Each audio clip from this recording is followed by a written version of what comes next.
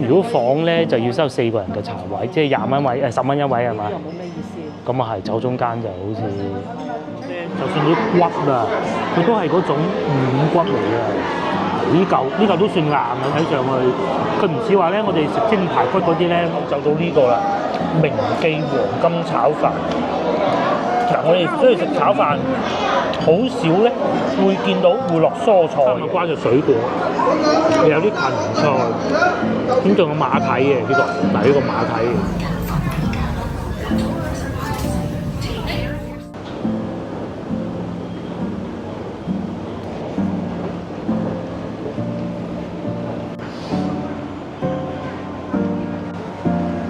觀眾大家好，又嚟到週末啦。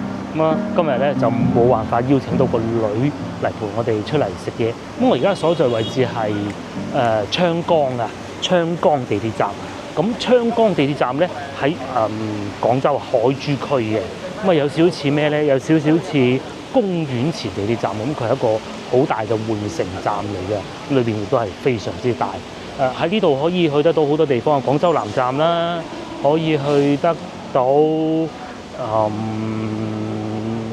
公園前啦，可以去得到番禺啦，各種都得嘅。乜嘢啊？開咗好個餐廳係嘛？嗱，優大有喎。係喎，對面又有喎，寓意酒家，呢幾多嘢食喎。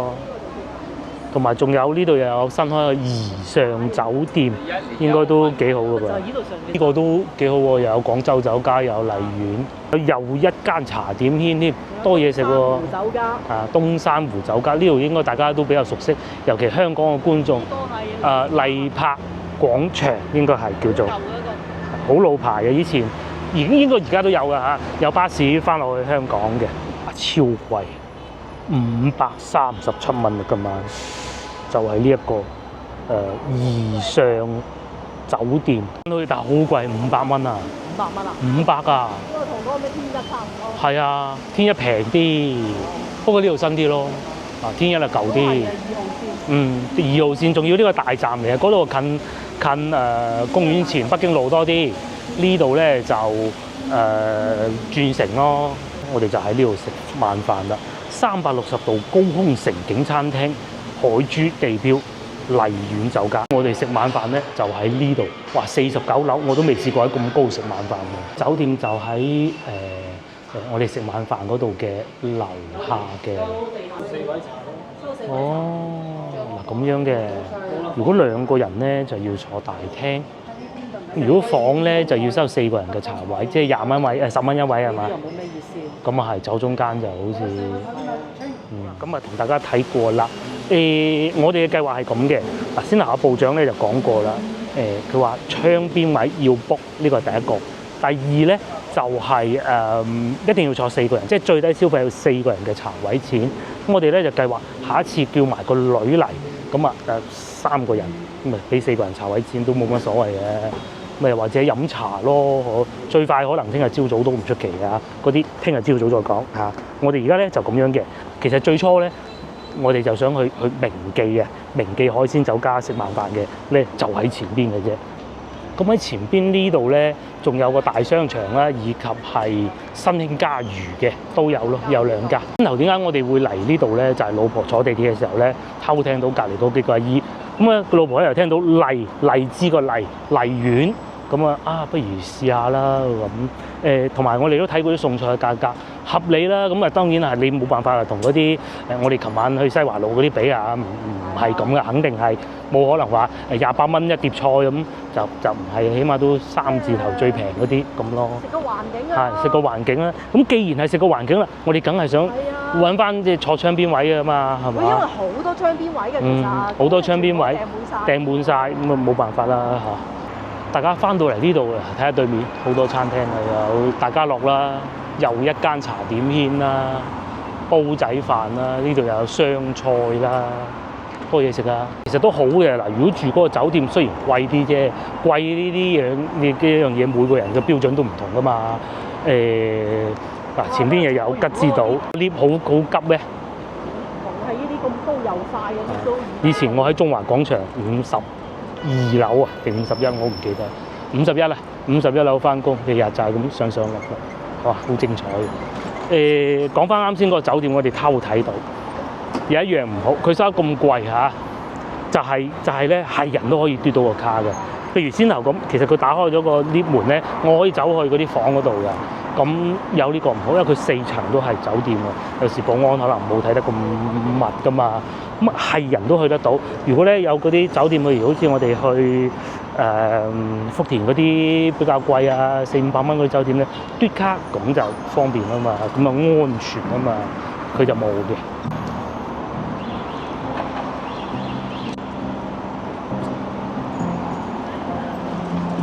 老婆不停喺度講緊，如果講到味道咧，應該就呢度會有把握啲嘅。呢度就係明記海鮮。咁咧，我最記得嘅，我阿叔入伙啊，新屋入伙啊，當時咧就係嚟呢度食晚飯㗎啦。然之後呢度停車好精彩啊，係一定冇位停車嘅，所以今日我哋唔揸車嚟啦。我試過有一次就係揸車過嚟。停呢度，阿師傅你啊，前面轉就得㗎啦。我轉咗2圈都揾唔翻，到最尾咧就停咗喺先頭隔離嗰度充電嗰度啊。咁最尾咧就佢哋已經喺度食緊啦，我先至到咯。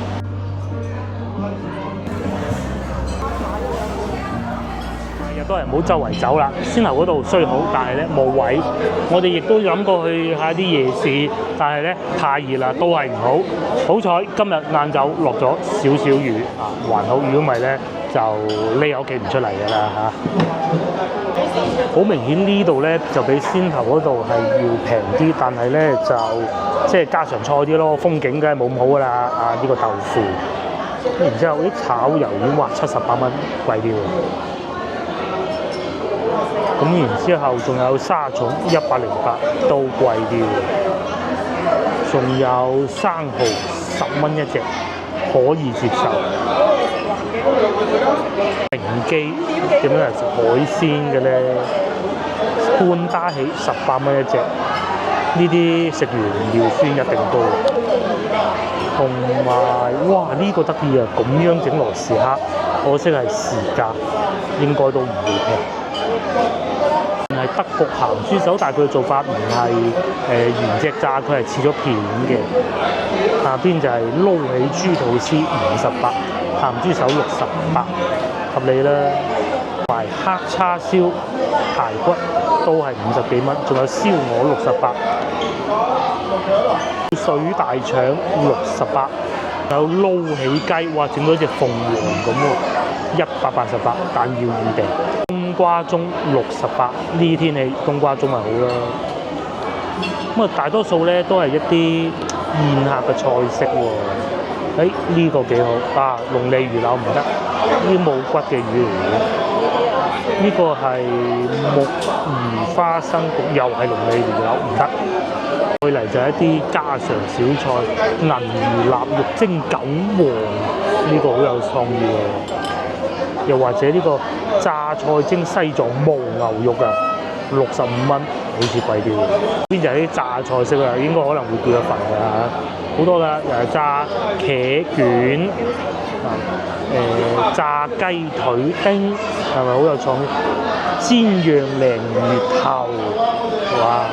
我哋中意食呢邊啲菜式嘅金沙海鮮菇，即係點咧？同埋咧芥味煎釀豆角，哇，非常有創意。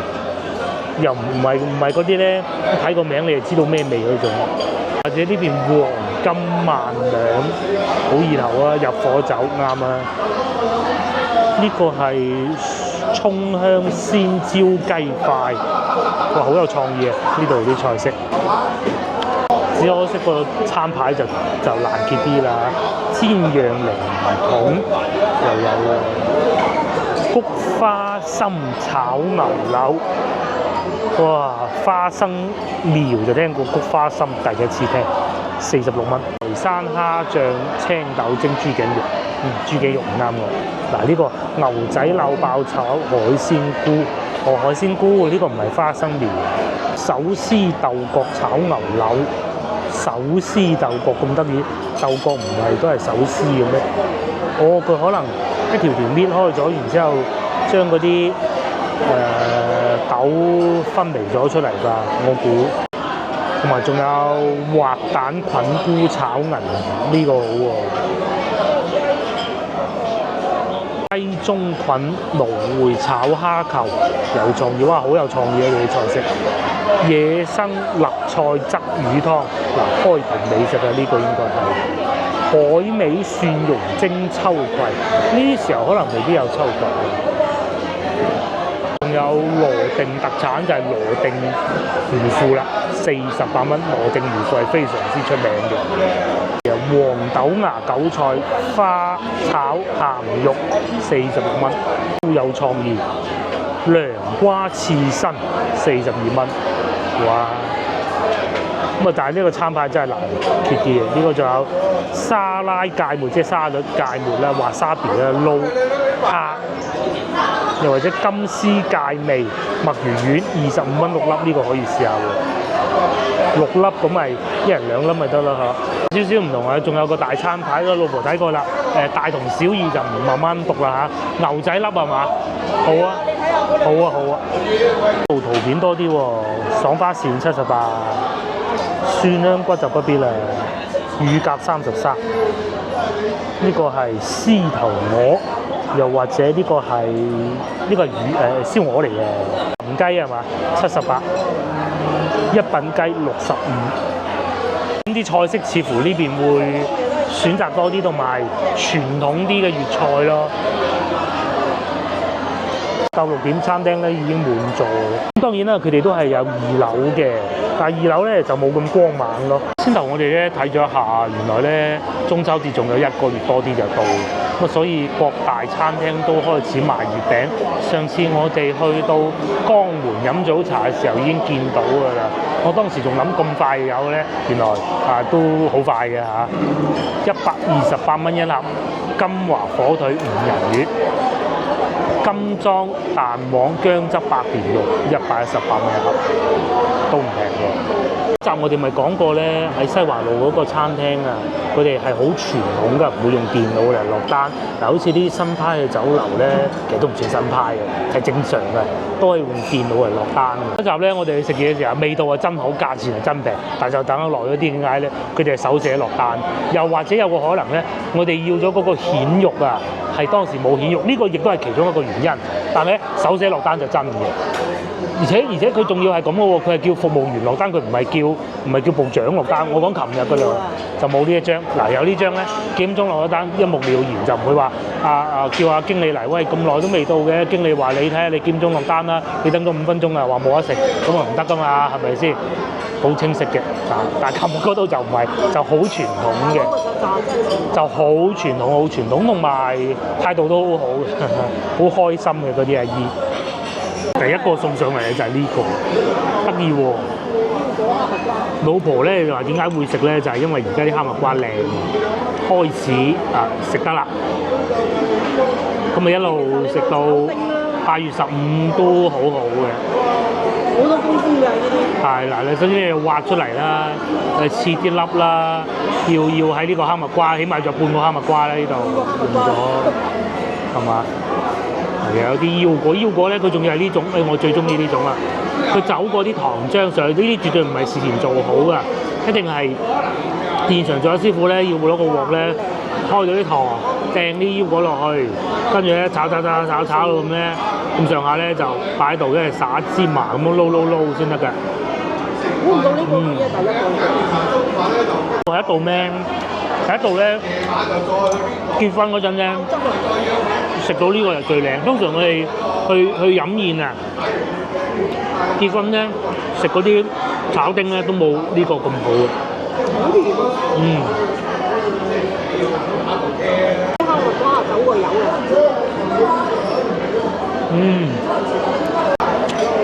果然冇揀錯，啲哈密瓜就算炒過都係咬落去有汁水出嚟嘅，新鮮嘅，好新鮮。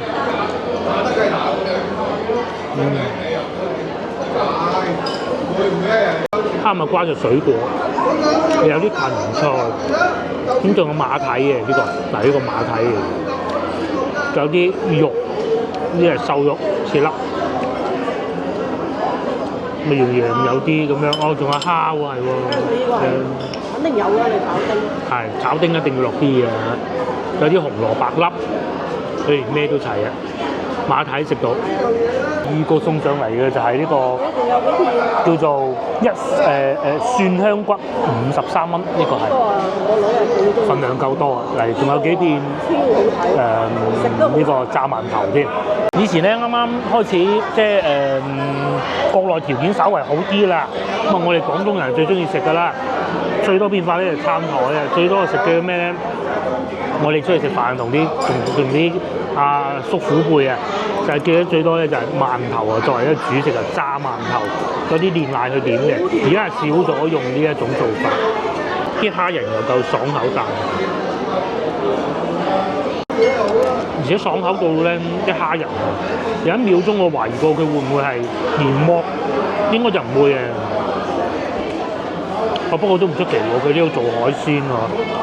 應該唔係嘅，正應該都係雪藏嗰種嚟嘅啫，唔係現剝嘅。同埋咧有水果嘅嗰啲餸菜咧，通常嘅師傅都唔會落好多鹽嘅，好淡味。個蝦係幾乎冇味嘅。老婆講緊呢個餸好功夫，梗係啦，淨係炒呢個腰果都多功夫啊！我叫你知呢個加花啦。係啊！仲要加呢啲花咧，即係呢啲色香味俱全。係咪專門有啲刀咁樣去戒嘅？咁你都要咁啊係，都要專門慢慢戒。有啲百合應該係，果然不錯啊！搞到作不作羹先，剩低嗰啲個女應該食唔晒嘅，幾好啊！呢個真係，同埋我唔中意嘅百合又唔會好多。芹菜又適中，有時候芹菜太多咧，感覺好似啲南洋葱素啊，攞嚟沖餐場面咁，呢個就唔會。係啊，丁啊呢種啊，呢個好高檔次啊！如果係結婚嗰陣用呢種丁嘅話，高級啲嘅大佬要結婚。佢飲嗰啲炒丁都係最少人食嘅嗰啲味餸嚟嘅。唔係炒佢呢啲就攞個料頭咯，但係就唔會有哈密瓜呢樣。終於到呢個，呢個即係點解咁耐未食住咧？幾個原因。第一個係炸擺一擺好啲，第二咧就係真係嗰個哈密瓜好食。呢啲係嚿嚿都有骨嘅喎，唔係淨係肉嘅喎，係嘛？仲有饅頭咁一齊炸啦，我估啊！老婆試過，佢話啲肉豬肉幾好，等我試下係咪啦？咁樣嘅，佢係呢種咧肥中帶瘦、瘦中帶肥嘅豬肉嚟嘅。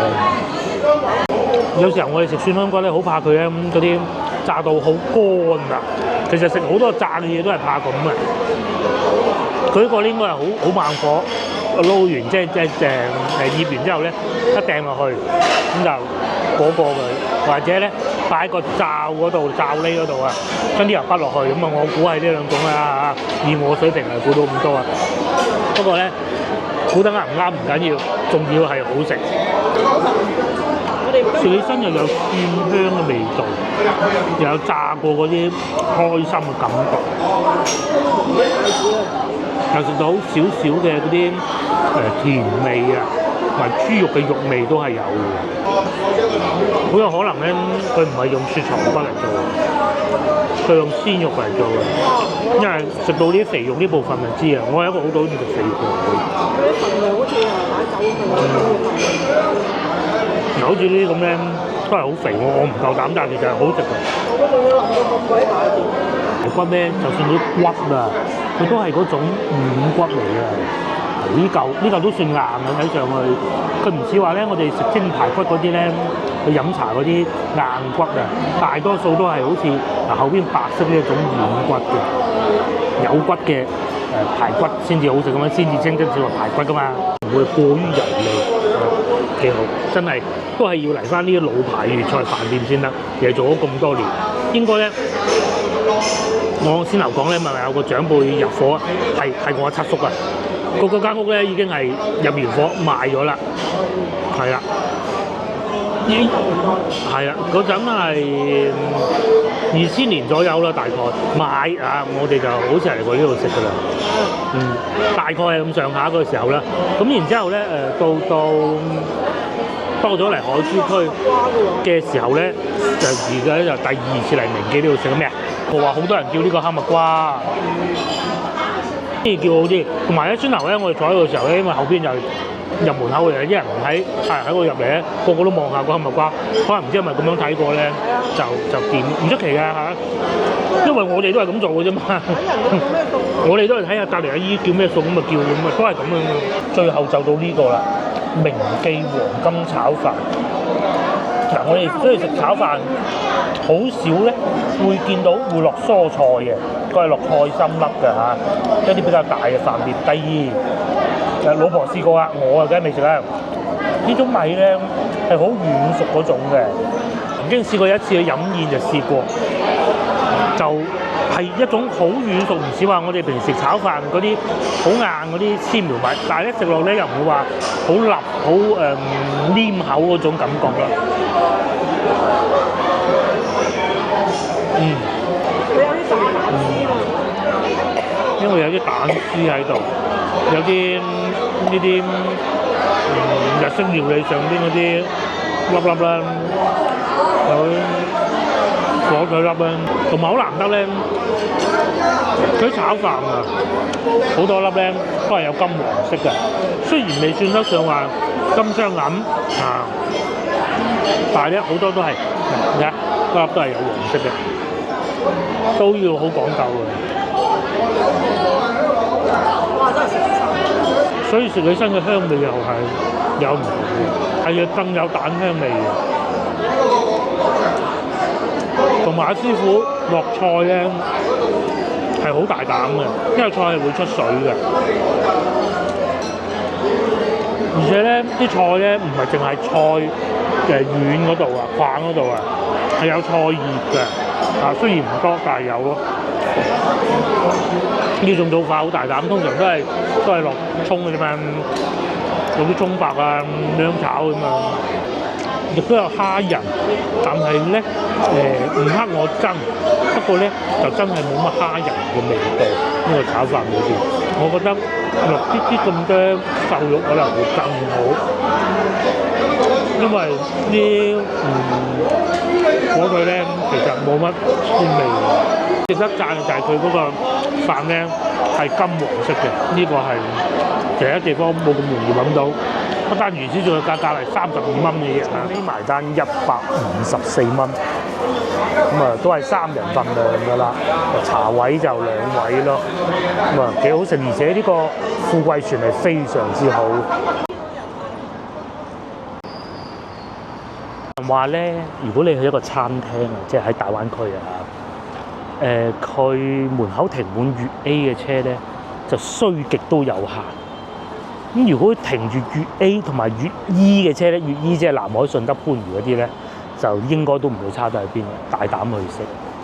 咁如果停埋粵 Y 嘅車咧，舊南海啊，舊南海嗰啲人咧最識食嘅，而且佢哋都已經係上晒岸㗎啦。佢哋啲時間咧就係飲飲食食嘅啫啊，同埋揸住架車喺度條路度飛嚟飛去嘅啫。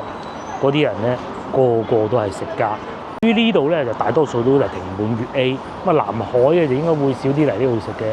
哦，呢度仲有得去機場添㗎喎，啊！呢度附近樓價都唔多講啦，超貴啊，唔睇啊，冇必要。呢度個樓價會咁貴咧，其實有原因就喺呢度過去，一路過去咧就可以去得到中大布匹市場嗰個方向㗎。嗰邊係好多有錢佬嘅，佢哋做賣布匹嗰啲生意咧賺好多㗎。咁所以咧亦都係炒起呢邊樓價，會唔會係呢個原因咧？唔出奇㗎嚇。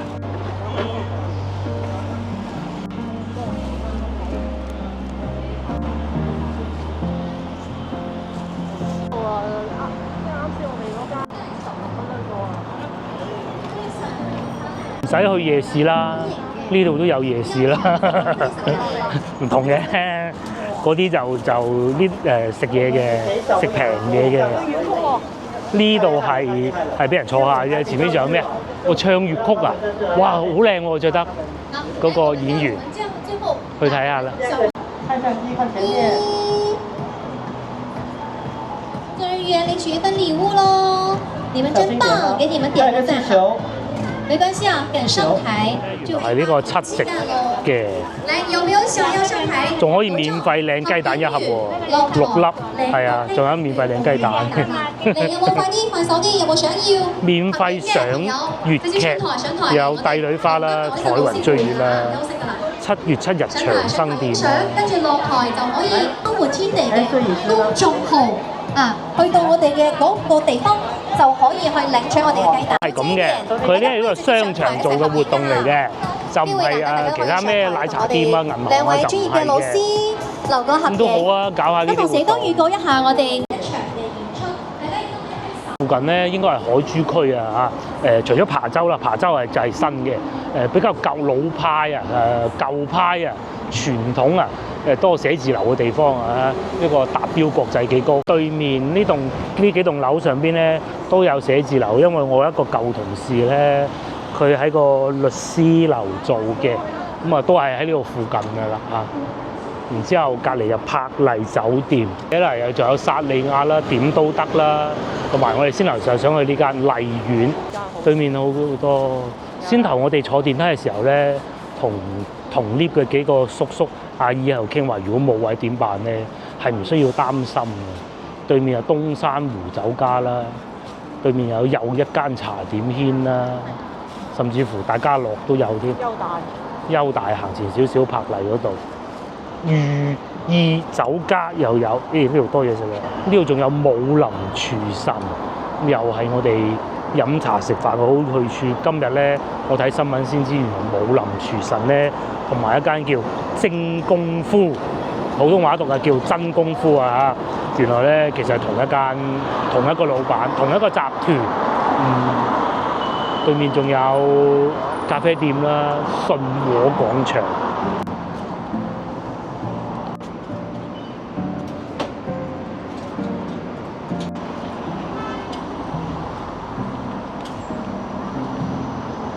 講到要翻嚟海珠區一啲比較唔好太舊，但係有人氣嘅地方咧，喺我心目中啊，認為咧就有2個嘅。第一唔好太舊啊嘛，梗係唔係去纖口市場嗰啲係好舊嘅。第一個係呢度昌崗商圈，第二個寶崗都仲可以。咁第三個咧就當然最老牌嘅就梗係翻到去江南西嗰邊啦。咁啊江南西係會有富力海珠城啦，大商場。因為點解我會介紹啲商場俾大家呢個？因為其實真係實在太熱啦！一年之中咧，我哋去得商場最多嘅咧，就係呢個時候，因為太熱。對面又有一個商場，嗰度仲有金牌姐煲啦，同埋乳鴿食嘅，我知道對面嗰度。廣州同深圳、香港唔同。廣州咧就多街鋪嘅，就多會喺條街度行嘅。香港、深圳咧就大多數咧都係喺商場裏邊有啲走廊啊、地鐵過道啊咁樣行嘅。好似香港咁咧，地鐵站與地鐵站之間咧係會有有通道㗎嘛。廣州係幾乎冇，即係唔會話A 地鐵站同 B 地鐵站咧。你只係坐地鐵過或者行路面，就唔可以有地下通道過，就冇一個都冇。喺呢度附近亦都會有一間好大嘅醫院咧，面前呢間啦嚇。廣州醫科大學附屬第2醫院，我仲記得當時海珠區咪封城嘅咧，就係封到嚟呢個位置，就係我而家企緊呢個位置啦。邊咧係俾車行嘅喎，外邊俾車行嘅就係封到呢個位置，好刺激嘅。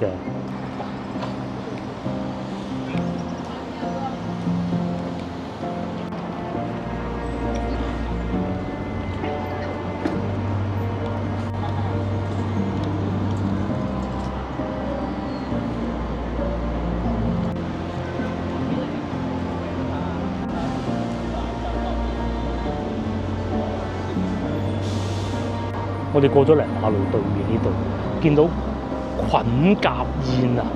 之前有觀眾留言話邊度食乳鴿好啊，其實我覺得都差唔多，但係咧菌甲宴有新意喎。然之後仲有陶陶居對面我見到，同埋我聽見有人喺度唱歌，只係唱卡拉 OK 咁刺激咧。邊咧就叫做 B1 出口。係啊，翻到嚟呢邊咧要記住出口先得㗎。因為好容易搞錯。先頭我哋係F 出口，以前呢度就 B 出口，咁喺呢度咧，亦都應該都算得上係海珠區一個最大嘅醫院啦吧。喺赤崗仲有幾間大啲嘅啦，都不遑多讓嘅啦。感覺上呢度會新啲咯。往前行又會見到有一堆餐廳啊，木屋燒烤。如果各位觀眾翻到嚟廣州遊玩，天河又話唔係好中意好多講普通話，龍津路嗰啲又可能會覺得啊，一來又玩過啦，二來咧又覺得好似殘殘舊舊啊，唔太傳統啊。咁啊呢邊就幾好啊！有木屋燒烤啦，面咧又有大商場啦，幾個商場啊，對面呢度又係一個商場嚟嘅。咧再往前行少少咧，都會有一個小型的商場。嗱，就係咁啦，42蚊午市單人套餐，價格如何咧？下邊就99蚊係雙人餐，屋燒烤，就係咁啦。咁啊呢度入到嚟咧就係商場裏邊啦。同埋唔知大家有冇去深圳食過呢個粉咧？呢個粉我未食過，有機會試下啦。呢個係湖南味道啊！佢啲影片嘅觀眾應該好多嚟自香港啊。喺深圳食到個湖南菜咧幾正宗，呢個又係湖南菜喎。呢個就應該唔係湖南菜啊，麻辣香鍋，其實我都幾中意。同埋仲有呢個粵菜啊，啫啫煲。客家熱麵幾多嘢食啊！商場呢度海南大蝦56蚊一份，咕嚕肉58蚊一份，乳鴿59蚊，哇都唔平喎嚇，都唔平喎。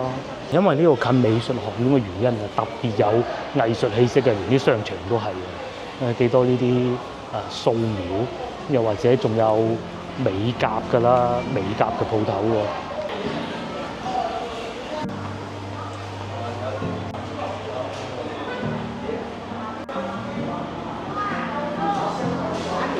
對面咧就係大名鼎鼎嘅廣州美術學院啦。咁啊呢度係總校嚟嘅，佢喺大學城都有分校嘅咯，我知道。有藝術氣息嘅星巴克啦，不過裏邊好多人都係齋坐唔飲咯。有藝術氣息嘅蛋撻鋪啦，唔知大家以前有冇買過呢個牌子嘅蛋撻？廣隆蛋撻喎，其實都幾好食嘅。歐式葡撻買5送1，2蚊嘅。廣式蛋撻又係2蚊買5送1咯，或者呢個蛋撻勁喎，8蚊一個，12蚊2個。啲嘅菠蘿油都有啦，8蚊2個。如果咧俾你喺海珠區置業咧，呢度算唔算係首選咧？嚟啊試下，呢個係即係講如果啫，係。冇如果唔想諗。咁啊係。呢度都幾安靜嘅，再去就好似喺七叔嗰度，燕子崗嗰邊啊，我唔知有冇記錯啊，因為我行過一次。咁喺呢度入去咧係細江市場咯，咁我兜下就可以兜到躍進新村，呢條又係食街啦。呢度食嘅其實要揾嘢食喺海珠區咧，2、3個地方啦，一個就江南西啊，第二個我覺得都算係呢度。前邊又有大名鼎鼎嘅炒冰啦，而可能美術學院嗰啲同學咧，佢即係學生，尤其係讀美術嗰啲咧，要使好多錢啊，買顏料啊，各種嘅。咁啊，即係尤其藝術家啲嘢，對於飲食啊，梗係冇咁講究㗎啦，係嘛？係去嗰啲銀紙咧，就攞晒去買啲書啊咁樣咯。咁所以咧，呢度啲餐廳咧係可以做到好平價嘅。名就係前邊嗰2間賣炒沙冰㗎咯。小園新村99。細江東4街90咋，呢邊價錢可以啊，不過就真係幾舊喎，同埋大多數都係冇電梯。不過咧呢邊呢啲咧就好做，因為咧好多學生喺呢邊嘅。我讀藝術嗰啲學生咧，一係窮到窿，藝術家啊嘛；一唔係咧就好鬼有錢，因為佢會接嗰啲 freelance 咧，唔係我哋讀會計呢啲，真係嘥氣啊！我哋讀會計，但係佢哋讀美術嘅咧，接嗰啲 job 咧係可以好貴。先頭嗰個話題啊，所以呢度附近咧嗰啲小店啊、餐廳啊，價錢咧都係一開始就係會做到好平，咁嚟吸引客人嘅。呢度又有涼拌菜，有幾多人？各位都係啲學生，唔知有幾間炒冰啦。不過而家炒冰冇以前咁平嘅。哇，30-40蚊份，25蚊一份，65我都見到啊，有個真係誇張。沙椰子加芒果肉係嘛？哇，35蚊一份，椰子炒雪花35。昌江東小學應該係昌江東小學，昌江路小學唔喺呢度嘅。不過呢啲都唔係重點啦嚇，呢條街咧又係好多嘢食嘅，只不過我哋食到飽就冇必要啦。有個個都攞住冰沙，係喎。本來我哋都諗住嚟食嘅。係驚食得凍嘢多。唔係。係啲乜嘢？半個哈密瓜。哇！我哋食得凍嘢多，哈密瓜佢唔敢食咁多，都啱嘅。油果炒冰，青色嘅，仲有雞蛋仔啦，原味雞蛋仔細份13蚊，隔離又繼續炒冰。哇！仲有炭燒魷魚啊，有多咗，梗係啦，你不能咁單調㗎嘛，5隻細魷魚，係嘛？4檔炒冰，甘蔗水、甘蔗冰都要15蚊啊！但係就好大碗㗎咯，你睇下。呢度啊，要2個人先食得到。係啊，一個人食唔到啊。我哋啊，昌江東路小學啊嘛，我冇記錯嘅。記啲小學名我好叻嘅。買完炒冰之後咧，就可以坐喺呢棵樹底食。呢棵唔係榕樹嚟嘅，就喺小學門口嘅。小學邊又多嘢食，又有美術學院，久而久之就形成咗一個夜市咁嘅感覺，幾好嘅。如果個女嚟咧，一定要買一兜先走嘅。最初由水果店變成咁樣樣，幾好生意。我哋嚟呢度食嗰時啊，真係啦，都未有咁多人。係，未有咁多人。唔係，其實咁嘅呢度咧，最初咧就係本地一個最勁嘅美食節目拍攝出嚟嘅，就唔係我哋係啦。呢個係事實，我哋都係掹個車邊過嚟試下啫。咁啊食落又真係好食嘅，不過嗰陣會比而家要平啲咯。就咁樣睇下你點睇咧？但係佢人哋又真材實料，同埋就算係咁都多人食咯。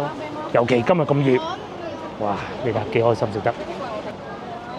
另外仲有呢檔雞蛋仔都好好食嘅，不過收咗工啦。另外仲有呢個，如果係天氣凍嘅時候咧，就一定要試嘅。阿老闆娘係會好忙嘅，佢冇時間慢慢招呼你。不過啲嘢食係真好食，同埋平咯，係啊。麻辣燙咁樣2-3蚊一份，一大兜菜烚好佢，亦都係10蚊8蚊就得㗎，加個麵咁。咁啊，如果係讀書窮學生咧，係真係要靠呢啲先至過得到日子㗎嘛。有錢啊，呢排收入好啲啦，咪可以食埋個炒冰先走咯。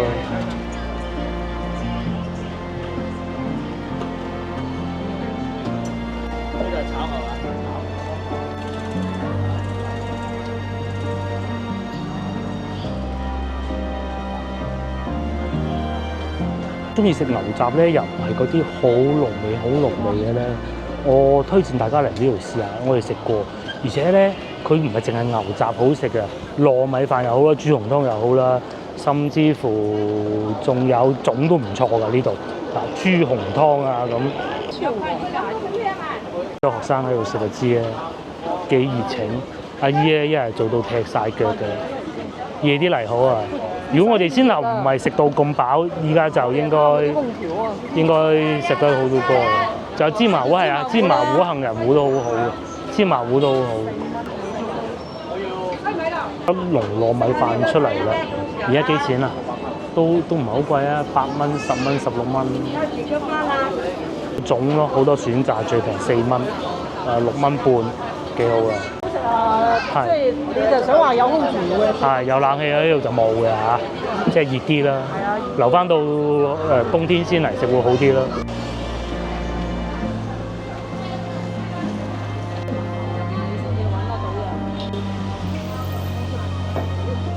睇嚟呢條小食街咧，真係有越做越旺嘅趨勢。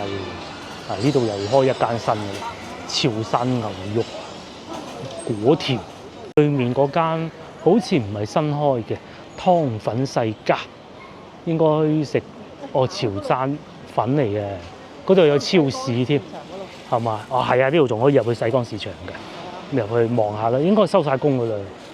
如果唔係收工時段咧，即係夜晚咧冇城管嚟嗰陣咧，好多嘢買嘅呢度。呢度又有香辣蘆筍麵，哇咩嚟嘅咧？聽都未聽過。哦，呢個係湘菜嚟嘅，湖南菜。我哋面前呢度咧就係細江市場，大名鼎鼎嘅細江市場。賣蝦有冇菜？買幾條菜啊？好，睇下啦。到收市時段呢度啊，有菜賣，通常都係嚟翻呢啲小店嘅。物價又有冇大升？都唔平喎，5蚊。呢啲係芹菜，瓜2蚊半，短節瓜。睇上去冇咁靚，冇毛嘅。到市場啊，買菜啊，我哋又講同一個話題啦。即係究竟500蚊能唔能夠正常一個月嘅伙食費咧？大家睇下咁嘅價錢，你覺得得唔得咧？譬如好似節瓜咁，買3隻翻去，你一餐食晒梗係唔得啦。你分幾餐食其實都 OK 嘅。又或者呢啲薯仔啊，紅色番薯啦，唔係薯仔，1蚊8一斤。2蚊啊？2蚊，哦。1蚊9。天黑行市場，如果係有熱頭嘅時候又晒喎，到夜晚咧又冇菜賣喎，就係咁矛盾嘅。嗰個鹽焗雞好食啊！鹽焗雞啊，之前買過。而且咧，佢個老細啊教過我哋啊，佢話咧，佢唔係用嗰啲黃色嗰啲水浸㗎，關門啦，個市場都唔入得去啦，得翻檔雞喺度買咗，就幾啲菜檔未關晒，係啊，菜檔未關晒。嚟啊買餸尾啦，真係，可能係一檔半檔未關吧，望下啦嚇，望下啦，望一眼啦。買菜買到而家人哋收檔先至嚟，買咩菜？冬瓜。3個6。哇！啲小朋友幾乖，放假幫爸爸媽媽手執鋪。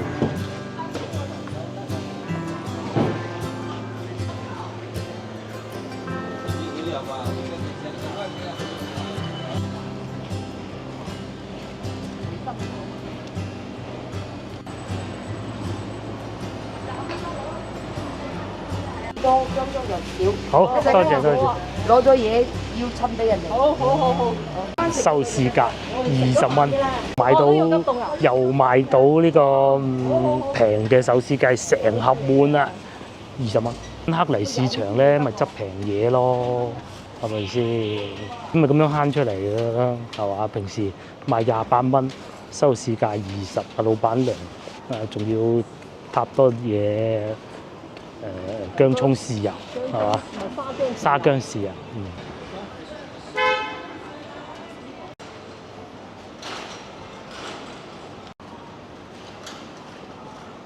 附近住其實都幾舒服，近地鐵站啦，市場又平啦，附近又有幾熱鬧嘅商圈啦，嗰啲樓又唔會太貴啦，仲有部港車嚟到呢度添啊！係咪都未知咧？大家睇見啦嚇，後邊冇牌嘅點可以咧？假㗎！喺我哋咧國內咧有樣嘢唔係幾好，即係嗰啲人咧扮自己係港車，因為要申請香港牌咧，其實係要求幾高嘅，交稅交成100萬先得㗎。咁呢啲人咧，佢為咗表現自己好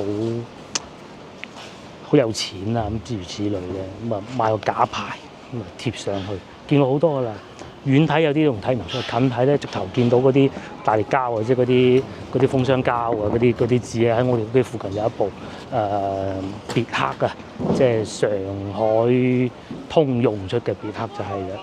睇住佢，其實香港人好少會睇得會中意別克嘅，包括先頭嗰個 Benz 又會好啲，前邊有牌後邊冇牌，一睇就知假啦，而且咧上網查到。咁啊，下啲無知少女就得啫，係咪？原來細江市場夜晚係咁，而家都唔係好夜啫喎，而家8點鐘。哇！係啊，收市啦，8點市場。時買菜最熱鬧就係呢個位啊，圍到好多人嘅，依家收咗工。